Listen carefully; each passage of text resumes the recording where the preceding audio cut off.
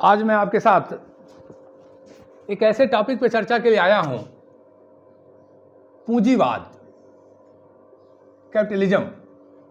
पूंजीवाद एक ऐसा टॉपिक जो दुनिया के चिंतकों के लिए बड़ा विचार विमर्श का विषय रहता है। हर कोई विरोध करता है और हर कोई अपनाना चाहता है, बड़ा कंट्रोवर्सी है। इस विचारधारा की शुरुआत कब से हुई, ये बहुत ठीक ठीक कहना मुश्किल है, परंतु ब्रिटेन या यूरोपीय देशों, विशेष करके ब्रिटेन में 14वीं 15वीं शताब्दी में जो औद्योगिक क्रांति गति पकड़ी और 16वीं शताब्दी तक आते आते उसने अपना बहुत ही व्यापक रूप ले लिया। ठीक से इसकी उत्पत्ति वहीं से होती है। औद्योगिक क्रांति का व्यापक होना, सामंतवाद का पतन होना और पूंजीवाद का विस्तार होना। सामंतवाद के पतन ने पूंजीवाद को विस्तृत कर दिया, स्थापित कर दिया। कारण था कि औद्योगिक क्रांति से बड़ी बड़ी उन्नतशील मशीनें आईं, निरंतर उनमें विस्तार हुआ, अधिक उत्पादन होने लगा, अधिक से अधिक लाभ कमाने की चेष्टा हुई, व्यक्तिगत हितों की प्रबलता हुई। जिनके पास पूंजी का एकाधिकार था, पूंजीपति, वो अपने ढंग से अपने लाभ के लिए व्यवसाय चुनने लगे। शुरुआत में जो इसका स्वरूप रहा वो राज्य द्वारा अनियंत्रित था। बहुत सारे लोगों के विचारकों का असर पड़ा, जे.एस. मिल साहब का असर पड़ा कि राज्य को हस्तक्षेप व्यक्ति के जीवन में नहीं करना चाहिए, और बहुत सारे चिंतक विचारक जो राज्य के हस्तक्षेप के विरोधी थे। लेकिन धीरे धीरे ऐसा लगा कि स्वरूप विकृत होगा, अमीरी गरीबी बहुत बढ़ेगी, वर्ग संघर्ष की स्थिति, कार्ल मार्क्स का बार बार चेतावनी कि दुनिया के पूंजीपतियों के विरुद्ध सर्वहारा एक हो जाओ, मजदूरों एक हो जाओ और दुनिया का में क्रांति करो। और जहां पूंजीवाद चरम पे है वहां ये कार्य आसान है, बड़े पैमाने पे उत्पादन हो रहे हैं, तो वहां क्रांति आसानी से हो सकती है। तो फिर इसका स्वरूप बदला और जनता के हित में, समाज हित में, समाज कल्याण में, क्योंकि लोकतंत्र का विस्तार हुआ, सरकारों को आम जनता के दरवाजे पे जाना पड़ा, मताधिकार विस्तार हुआ। इससे यह महसूस किया जाने लगा कि पूंजीवाद पे राज्य का नियंत्रण होना चाहिए, राजकीय नियंत्रण, जिसमें सरकार कानून बनाए, उन्हें नियंत्रित करे, श्रम संघों की स्थापना, उनको वैधानिक करे, मूल्यों को तय करे, बहुत सारे नियम बनाए राज्य, और राज्य अपना नियंत्रण करे। इसे महसूस किया गया और अधिक से अधिक लोगों ने इस बात को स्वीकार किया कि राज्य का नियंत्रण होना चाहिए। परंतु इसके साथ ही साथ जो पूंजीवाद का मूल स्वरूप है, निजी स्वामित्व, अपने हित में व्यापार करना, उत्पादन के संसाधनों पर पूंजीपति का नियंत्रण, वस्तुओं की मूल्य इत्यादि तय करना, ये जो मूल तत्व है बना रहा। नियंत्रण के बाद भी, सरकारी नियंत्रण के बाद भी जो उसका मूल तत्व है बना रहा। हालांकि जन कल्याण, समाज हित, समाज कल्याण, आर्थिक न्याय, आर्थिक हित, सामाजिक न्याय के संदर्भ में बहुत सारे कानून सरकार ने बनाए। न्यूनतम मजदूरी तय किया, काम के घंटे तय किया, सवैतनिक अवकाश तय किया, मजदूरों और श्रमिकों के हितों में बहुत सारे कानून बनाए, पूंजीपति के ऊपर कर निर्धारण किया, बहुत सारे नियंत्रण किया। लेकिन उसके बावजूद भी जो उसका मूल तत्व है बना रहा। और मजे की बात यह कि पूंजीवाद के विरोध में दुनिया में जितनी विचारधाराएं प्रबल हुई, मजबूत हुई, वो धीरे धीरे समय के साथ या तो धराशायी हो गई या तो अपने आप को बदल ली।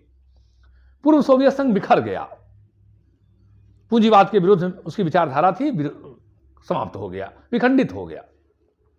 और जो नए राज्य के स्वरूप वहां आए वो सब पूंजीवादी व्यवस्था को लेके आए। अब दुनिया में कहने के लिए तो पूंजीवाद के विरुद्ध एक बड़ी महाशक्ति के रूप में चाइना है, चीन है, लेकिन वो भी केवल दिखावा है साम्यवाद या मार्क्सवाद या माओवाद का। वास्तव में उसने बड़ी गहरी जड़ें पूंजीवाद की व्यवस्था में बना लिया है। एक विचारक, बड़े लेखक अभी कुछ दिन पहले चीन का यात्रा किए थे। वो कहे कि चीन में इतनी बड़ी लग्जरी गाड़ियाँ, इतने बड़े-बड़े भव्य भवन, इतने बड़े कारोबार, समझ में नहीं आता अगर अगर ये साम्यवाद है, अगर ये मार्क्सवाद है, अगर ये माओवाद है, तो पूंजीवाद क्या है? तो पूंजीवाद आज पूरी दुनिया की एक बहुत बड़ी सच्चाई है, बहुत बड़ी सफलता है, बहुत बड़ी हकीकत है। विरोध हम चाहे जितना कर लें, लेकिन लोकतंत्र की तरह पूंजीवाद भी आज अपनी दुनिया में सबसे ज्यादा मजबूती लिया है। पूंजीवाद एक ऐसी विचारधारा है जिसमें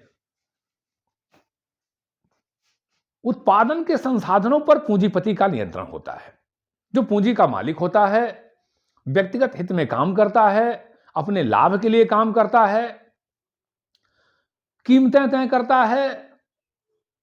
ऐसी व्यवस्था को हम पूंजीवाद कहेंगे, जिसे पूंजी को बढ़ाने की, बनाने की, नियोजित करने की, हस्तांतरित करने की, बस एक राज्य या सरकार द्वारा नियंत्रित कर देने के बाद पूंजी को अपने ढंग से प्रयोग करने की छूट हो, विस्तार करने की, निवेश करने की, वृद्धि करने की, ऐसी व्यवस्था को, ऐसे स्वरूप को हम पूंजीवाद कहेंगे, पूंजीवादी व्यवस्था कहेंगे।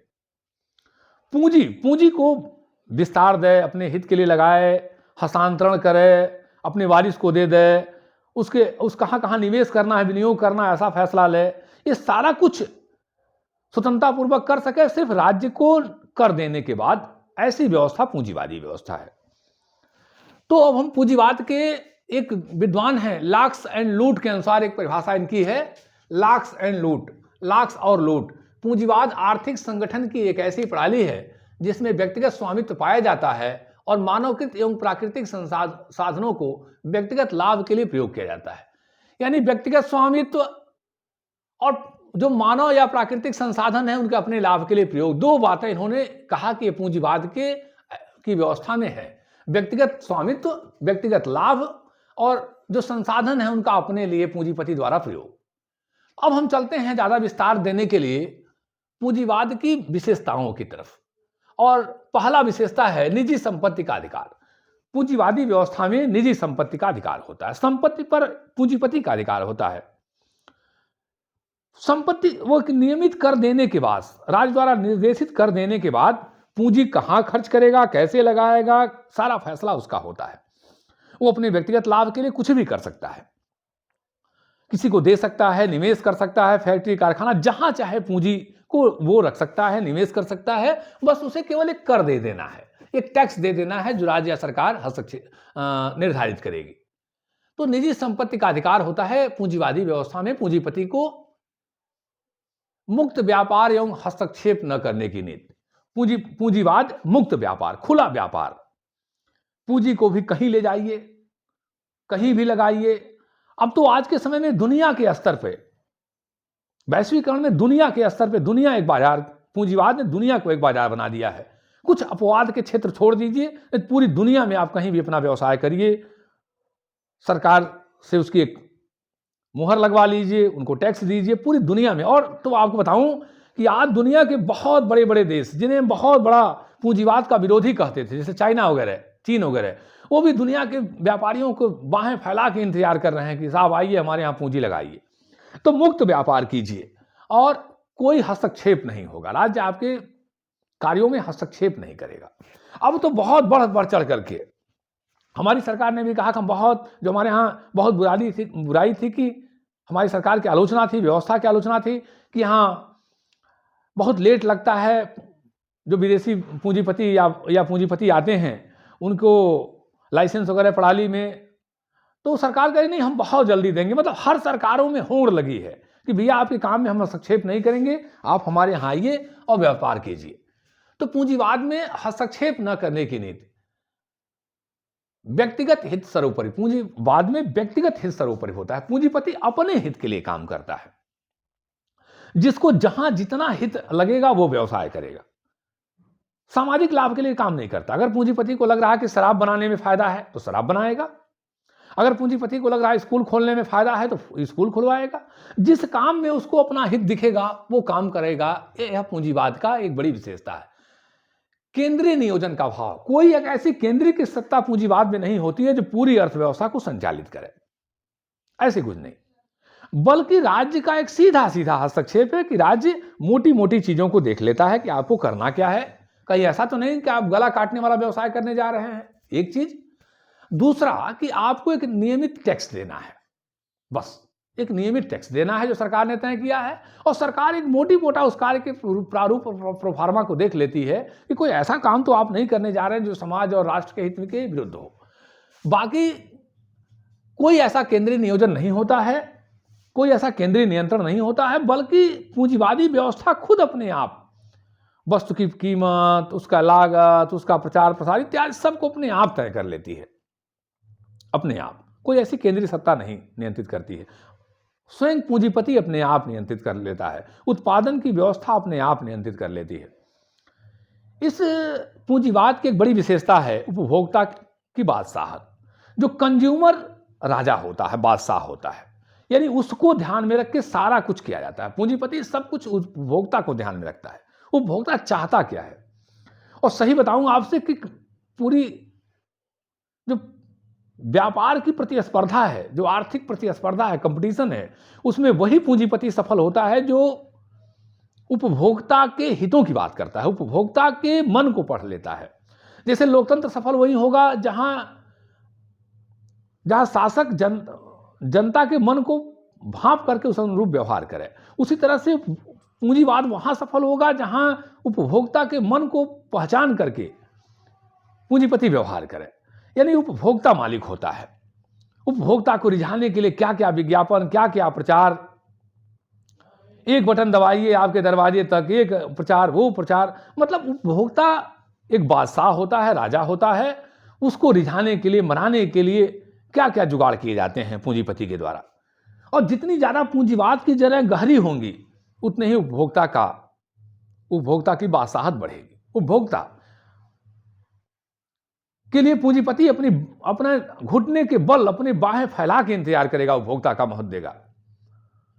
हमको बचपन में याद है कि हम लोग किराना के सामान लेने जाते थे मार्केटों में, लंबी लंबी लाइनें लगाते थे, ठीक से बैठने के लिए कोई नहीं कहता था। आज एक फोन कर दीजिए, सामान आ जा रहा है।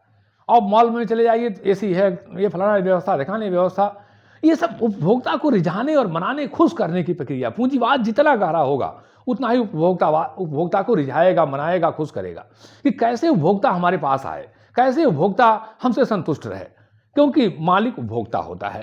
अगर वो उपभोक्ता सामान खरीदेगा नहीं तो पूंजीपति कैसे आगे बढ़ेगा, कैसे वो फिर तो कंपटीशन कैसे कर पाएगा। धन तो उपभोक्ता से ही आना है। तो उपभोक्ता बादशाह होता है। व्यवसाय चुनने की स्वतंत्रता, व्यवसाय बचत एवं विनियोग की स्वतंत्रता।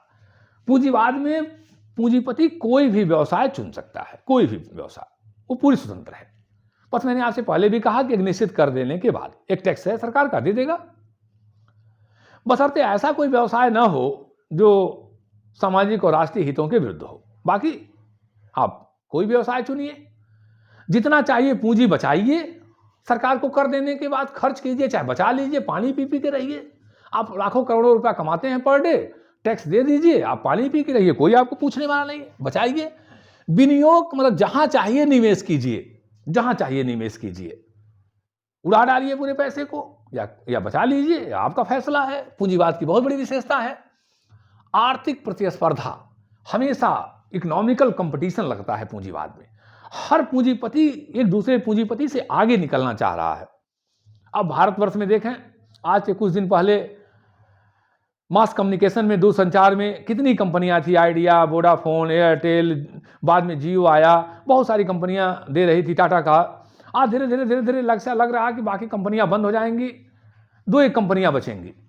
तो ये पूंजीवाद में निरंतर प्रतिस्पर्धा होती है आर्थिक, और उसमें वही सफल होगा जिसका पूंजी ज्यादा होगी, ज्यादा पूंजी होगी जिसके पास, वो पूंजीपति सफल होगा। साहसी की भूमिका, पूंजीवाद में साहसी की भूमिका होती है। पूंजीपति को साहस करना पड़ता है।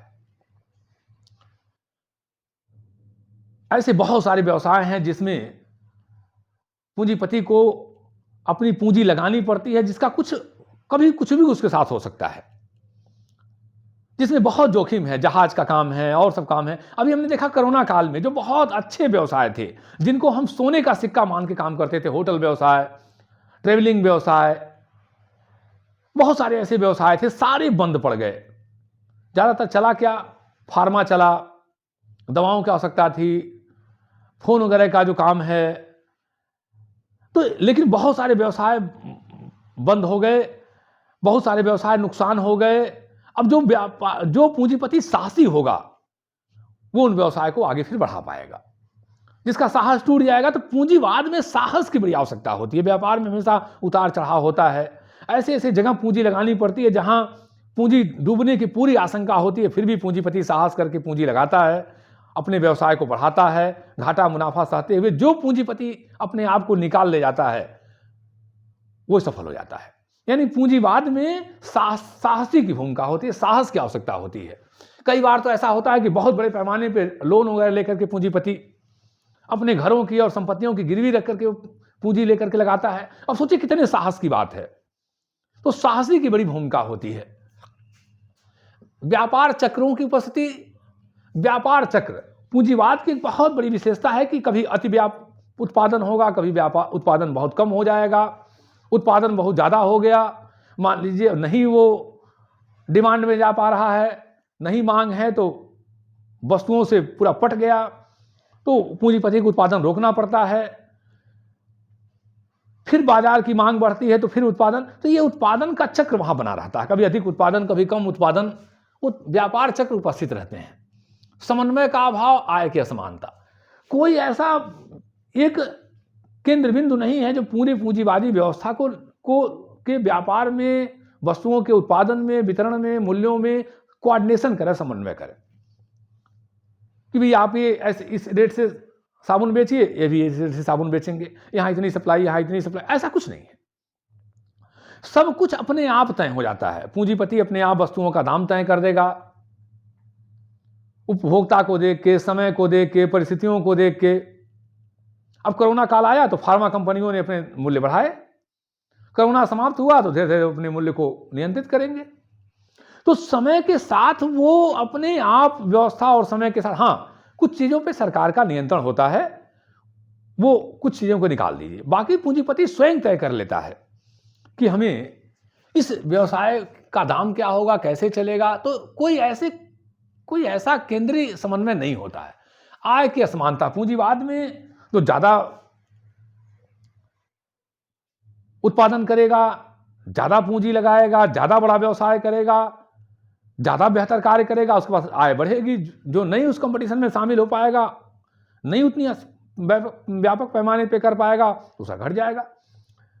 तो कुछ ऐसा भी हो सकता है जिसका व्यवसाय एकदम बर्बाद हो सकता है, इसके पास आर्थिक स्थिति एकदम खराब हो सकती है, या उस कंपटीशन में नहीं शामिल हो पा रहा है। तो आय की असमानता, तो कभी व्यापार वस्तुओं की मांग ज्यादा होगी तो आय बढ़ भी जाएगा, कभी नहीं होगी तो आय घट जाएगा। तो ये आय की असमानता तो पूंजीवाद में बनी रहेगी। आय की असमानता पूंजीवाद की एक बड़ी विशेषता है। अब हम चलते हैं पूंजीवाद के गुण या लाभ। पूंजीवाद का लाभ क्या है, पूंजीवाद का गुण क्या है? तो पहला है कि स्वसंचालित। पूंजीवाद स्वयं संचालित होने वाली प्रक्रिया है, स्वयं संचालित होती है, किसी को संचालित नहीं करना पड़ता है, अपने आप चलती रहती है। दूसरा, संसाधनों का अनुकूलतम प्रयोग तथा उत्पादन में वृद्धि या प्रोत्साहन।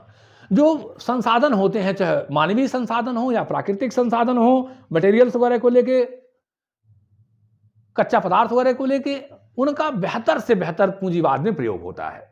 क्योंकि जितना ज्यादा उत्पादन हम करेंगे उतने ही पूंजीवाद व्यवस्था में लाभ मिलेगा।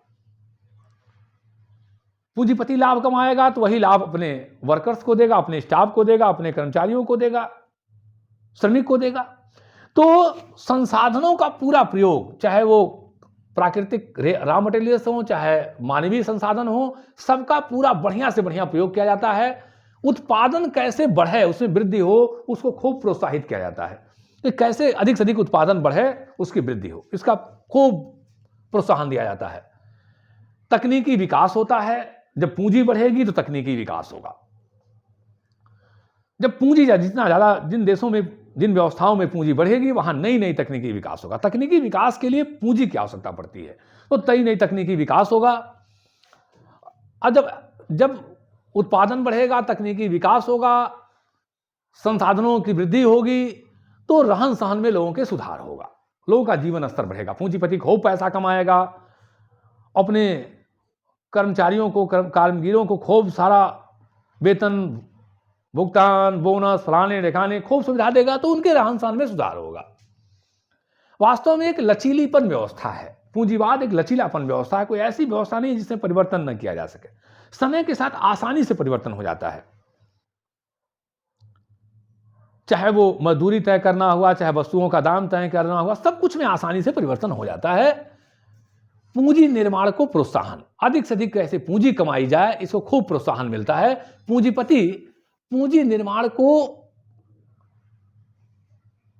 उसे हर समय ऐसा बल मिलता है कि अधिक से अधिक पूंजी को पैदा किया जाए, पूंजी को बढ़ाया जाए, पूंजी को विस्तार किया जाए, तो पूंजी बढ़ाने का प्रोत्साहन मिलता है। आर्थिक वृद्धि होगी, निश्चित रूप से पूंजी बढ़ेगी, लोगों का जीवन स्तर, धन मिलेगा, सुधार होगा, अधिक से अधिक राज्य को कर मिलेगा तो और लोगों की अच्छी मजदूरी मिलेगी, पूंजीपति, तो ये निश्चित रूप से आर्थिक स्थिति में वृद्धि होगी। और योग्यता के अनुसार पुरस्कार, जो जैसा काम करेगा, जो मजदूर ज्यादा काम कर रहा है, वर्कर ज्यादा काम कर रहे हैं, उनको अच्छा वेतन, अच्छी सुविधा, अच्छा बोनस, अच्छा हर चीज उनको मिलेगी। ये पूंजीवाद में, चूंकि काम तो उन्हीं से लेना है, जो नहीं करेंगे तो उन्हें कम मिलेगा। इस तरह से काम अधिक करने का एक कंपटीशन बना रहता है पूंजीवाद में, कि भई हमें काम करना, हमें काम करना, हमें काम करना है। तो ज्यादा काम करने पर ज्यादा लाभ मिलेगा। लोकतांत्रिक स्वरूप की मजबूती, जब आय का स्तर बढ़ेगा, लोगों के जीवन स्तर में सुधार होगा, राज्य को अधिक से अधिक कर मिलेगा, राज्य भी तो पैसा कोई खदान से निकालेगा नहीं, पैसा तो कर से ही आना है। तो निश्चित रूप से लोकतंत्र का आधार ही है कि आर्थिक न्याय, आर्थिक मजबूती, सबके न्यूनतम आवश्यकताओं की पूर्ति। जहां गरीबी होगी, भुखमरी होगी, वहां लोकतंत्र क्या सफल होगा, मैं बार बार कह चुका हूं। तो इससे लोकतंत्र भी मजबूत होगा, लोगों के जीवन स्तर में सुधार होगा, राज्य को आर्थिक स्थिति ठीक होगी, अधिक से अधिक राज्य के पास पूंजी आएगी कर के माध्यम से। अच्छा, पूंजीपति अगर धन कमाएगा भी तो बैंक में ही तो रखेगा, तो उसका उपयोग राज्य और सरकारें करती रहती हैं, ठीक है, उसी का पैसा है। लेकिन जहां व्यापार ज्यादा होगा वहां बैंकिंग व्यवस्था भी मजबूत होगी, तो उसका प्रयोग राज्य और सरकार लोगों के हितों में करेगी, अधिक से अधिक कर उसे मिलेगा, तो लोकतंत्र मजबूत होगा। अब कुछ इसके दोष भी हैं, लोकतंत्र के दोष, पूंजीवाद के दोष। पूंजीवाद का सबसे बड़ा दोष है आय की असमानता एवं वर्ग संघर्ष। आय की असमानता का मतलब कुछ लोगों के पास ज्यादा धन हो जाता है, कुछ लोगों के पास कम धन हो जाता है। कुछ लोग बहुत हैव एंड हैव नॉट, दो तरह के लोग आते हैं, एक के पास बहुत ज्यादा धन, एक के पास धन का अभाव। तो ये पूंजीवादी व्यवस्था की सबसे बड़ी दोष है कि इसमें दो वर्ग बन जाते हैं, हैव एंड हैव नॉट, एक बहुत धनी, एक बहुत गरीब। ऐसा एक माहौल बनता है और जिससे वर्ग संघर्ष शुरू होगा, एक वर्ग दूसरे वर्ग से संघर्ष करेगा,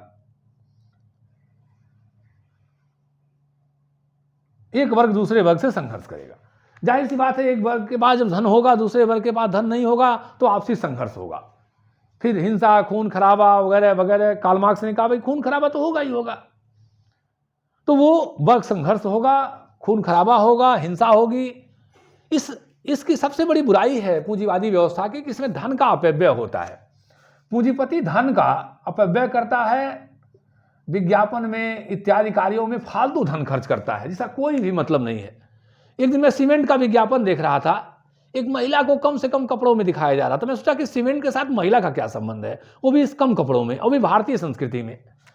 तो हमें लगा कि पूंजीवादी व्यवस्था का दोष है कि विज्ञापन में फालतू धन खर्च किया जाता है जिसका कोई मतलब नहीं है। अब सीमेंट का महिला से क्या संबंध है, वो भी कम से कम कपड़ों में रहने का क्या संबंध है, ये मेरे अध्यापक जैसे व्यक्ति के लिए समझ में आना मुश्किल था।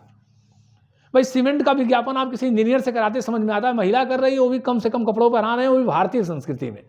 तो इससे हम समझ सकते हैं कि पूंजीवाद में धन का अपव्यय कैसे होता है, खूब ज्यादा विज्ञापन में, प्रचार प्रसार में फालतू धन पैसे की तरफ। अच्छा, जब धन आप फालतू खर्च करेंगे तो उसको आप वस्तुओं पर उसका दाम बढ़ा करके कंज्यूमर से, उपभोक्ता से वसूलेंगे, जाहिर सी बात है, अपने घर से तो लाएंगे नहीं। तो पूंजीवाद में धन का अपव्यय होता है, संसाधनों का अपव्यय होता है, इतना ज्यादा उत्पादन कर देंगे कि संसाधनों का अपव्यय हो जाएगा। संसाधनों का भी अपव्यय करेंगे। सामाजिक कल्याण की अनुपस्थिति, सामाजिक कल्याण के ध्यान में रख के काम नहीं किया। अगर पूंजीपति को लग रहा है कि शराब बनाने में फायदा है, शराब बनवाएगा। पूंजीपति को अगर लग रहा है कि नशीले पदार्थ बनाने में फायदा, तो नशीला पदार्थ बनाएगा, नहीं स्कूल खोलेगा, नहीं कॉलेज चलाएगा, नहीं ऐसा काम करेगा जिससे समाज का हित हो। तो वो सामाजिक कल्याण को ध्यान में न रख के बल्कि अपने हितों को ध्यान में रख के काम करता है। ये पूंजीवाद की बहुत बड़ी आलोचना है। अगला, एकाधिकारी प्रवृत्ति का उदय। एकाधिकारी, हालांकि सरकार ने हमारे एंटी मोनोपोली लॉ बहुत सारे बनाए हैं, लेकिन फिर भी पूंजीवाद में एकाधिकारी प्रवृत्तियों का उदय होता है। आज आप भारतवर्ष में देख लें तो टेलीकॉम में बहुत सारी कंपनियां पहले थीं, आज के 5 साल 7 साल 10 साल पहले। आज धीरे धीरे सब समाप्त होती जा रही है। लग रहा है कि सिर्फ जियो और एयरटेल बचेगा, क्योंकि और मार्केट पे जो बड़ा, जिसके पास पूंजी होगा, संसाधन होगा, उसके वो हावी हो जाएगा। छोटे छोटे जो व्यापारी उद्योगपति होंगे वो समाप्त हो जाएंगे। अब जियो फ्री ला दिया था कुछ दिन तक, अपना कंज्यूमर बढ़ा लिया तो चार्ज लेने लगा, कितने लोगों की कमर टूट गई। तो एकाधिकार प्रवृत्तियां, मतलब जो बड़ा पूंजीपति होगा उसका पूरे मार्केट पे नियंत्रण हो जाएगा। तो छोटे छोटे पूंजीपति होंगे, उससे कंपटीशन नहीं कर पाएंगे, वो समाप्त हो जाएंगे। पूर्ण रोजगार प्राप्ति में असफल। वास्तव में पूंजीवादी व्यवस्था पूर्ण रोजगार देने में असफल है। कभी बहुत ज़्यादा उत्पादन होगा, सबको रोजगार मिलेगा, कभी बहुत अधिक उत्पादन हो गया, मांग नहीं है तो फैक्ट्रियों में उत्पादन बंद कर दिया जाएगा, पूरी बेरोजगारी फैल जाएगी। तो ये अच्छा, मशीनों का बहुत ज़्यादा प्रयोग होगा तो जो उस मशीनों के अनुरूप नहीं होंगे उनको रोजगार नहीं मिलेगा। एक व्यक्ति 100 लोगों का काम करेगा। गांधी जी बहुत विरोधी थे इस व्यवस्था के। वो कहते थे कि ठीक है, बड़े जो बहुत जटिल और व्यापक काम हैं उनमें बड़ी मशीनों का प्रयोग होना चाहिए, जैसे जहाजरानी हुआ या इस तरह के ट्रेन वगैरह हुआ, लेकिन बाकी छोटे छोटे उद्योगों में मशीनों का प्रयोग नहीं होना चाहिए, क्योंकि सबको रोजगार नहीं मिल पाता है। इस व्यवस्था की बहुत बड़ी कमी है कि सबको रोजगार नहीं मिल पाएगा। अनियोजित उत्पादन,